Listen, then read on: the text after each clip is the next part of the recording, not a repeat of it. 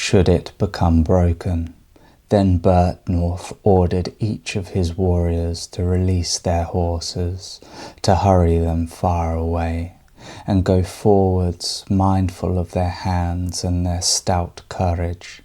When Offa's kinsman first understood that the Earl would not suffer cowardice, he let his beloved hawk fly from his hands, away into the woods, and then he advanced to the battle. That was a gesture one could recognize. The young warrior did not wish to waver at war when he took up his weapons. Also Adric wanted to support his lord, his master in battle, so he bore his spear forth to the fight. He had good intentions so long as he could hold with his hands a shield and broadsword. He would validate his vow when the time came to fight before his lord. Then Bertnorth encouraged his warriors there, riding and ruling, directing his soldiers, how they must stand and keep that place, and gave them instructions as to how they should hold their shields correctly, fast with their hands, that they should fear no thing. When he had fortified his feared men graciously, then he alighted amid the ranks where it most pleased him, in the place where he knew his most loyal hearth-guard to be. Then one stood on the shore, sternly calling out, a Viking herald, conversing in many words. He delivered in a vaunt the message of the Brim sailors to the noblemen where he stood on the river bank. They have sent me to you, the hardy seamen. They bid you be informed that you must quickly send rings in exchange for protection, and it would be better for you to buy off with tribute this storm of spears, otherwise we should deal in such a hard battle. We needn't destroy ourselves if you are sufficiently rich. We wish to establish a safeguard in exchange for gold.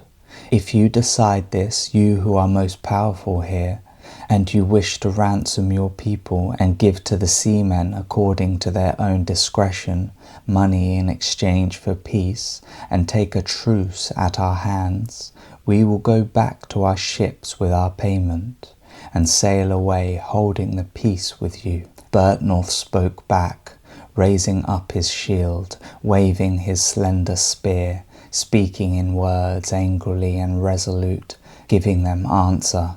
Have you heard, sailor, what these people say? They wish to give you spears as tribute, the poisonous points and ancient swords, this tackle of war that will do you no good in battle. Herald of the Brim men, deliver this again.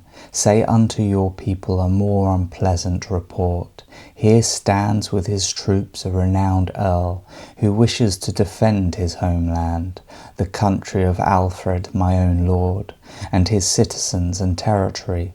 The heathens shall perish in battle. It seems a humiliation to let you go to your ships with our treasures unfought. Now you have come thus far into our country, you must not get our gold so softly. Points and edges must reconcile us first, a grim war playing before we give you any tribute. Then, bearing on his shield, he ordered his warriors to advance, all those who stood on the river bank. Nor could that army go unto the other because of the water. Where the flood came flowing after the ebb tide, the watery stream separated them. It seemed to them too long before they could muster their spears together. There they stood in press alongside Panter's stream, the greatest of the East Saxons and the spear hordes. Nor could any of them afflict the other side, except those who were felled by the showering of arrows.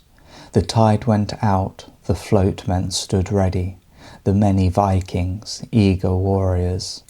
Then the shelter of heroes ordered his war-hardened warriors to keep the bridge.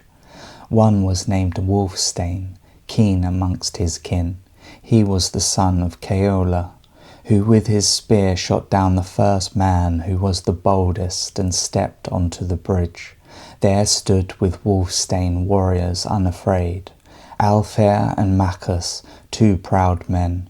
They did not wish to flee from the ford, and yet they fixedly defended it against their foes, as long as they were allowed to wield their weapons. When they perceived this and keenly observed that they had encountered bitter bridge wardens there, then the Vikings began to use guile, the hated guests asking that they be allowed to have free passage, faring across the ford, leading their foot soldiers. This the nobleman allowed due to his overweening pride. He gave up too much land to those hated people. He shouted across the cold water then, Byrhtnoth's son, while his warriors listened.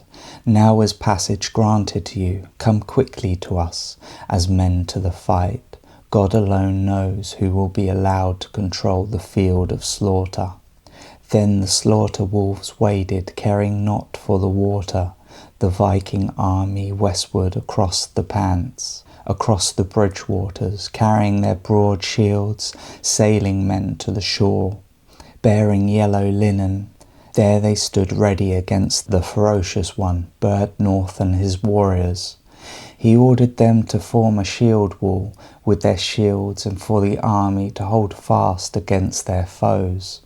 Then was the fighting near, glory and battle. The time was coming that fated men must fall there. There was shouting heaved up, and ravens circling, eagles eager for carrion. An uproar was on the earth. Then they let fly from their hands spears file-hardened. The spears grimly ground down, bows were busy, shields were peppered with points. Bitter was the onslaught, warriors fell on either side, the young men lying down.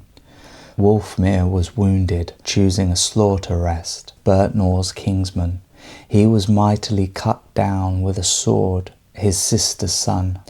Their acquittal was given back to the Vikings. As I heard it, Edward struck down one mightily with his sword, not withholding his blow, so that a fated champion fell down at his feet.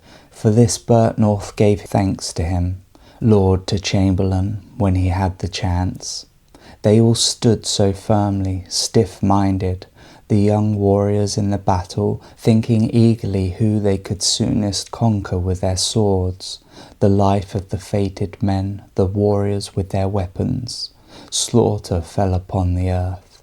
They stood steadfast. Byrhtnoth exhorted them, ordering every warrior to think upon the scrum, who wished for glory in fighting the Danes.